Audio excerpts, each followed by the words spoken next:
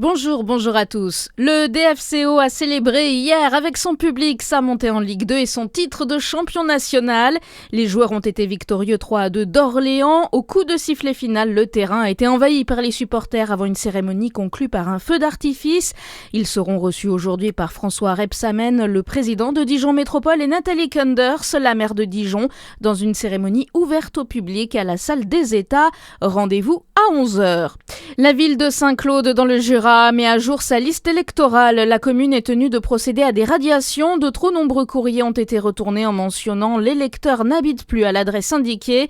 Les électeurs qui ont déménagé sont invités à se signaler en mairie et ce avant l'été.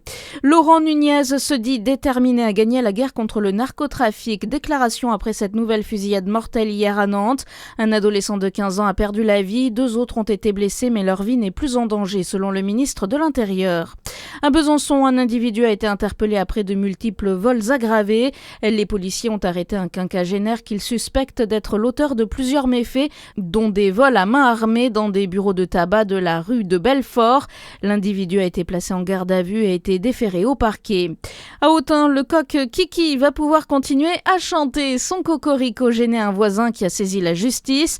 Après avoir gagné en première instance, le coq a eu la vie sauve devant la cour d'appel de Dijon. Les plaignants, déboutés par la cour d'appel, ont été condamnés à payer les frais de justice et à verser 800 € de dommages et intérêts aux propriétaires du coq. Finissons avec du foot. Saint-Étienne qualifié pour les barrages de Ligue 1. Les Verts ont battu Rodez hier soir au tir au but lors du deuxième tour des playoffs de Ligue 2.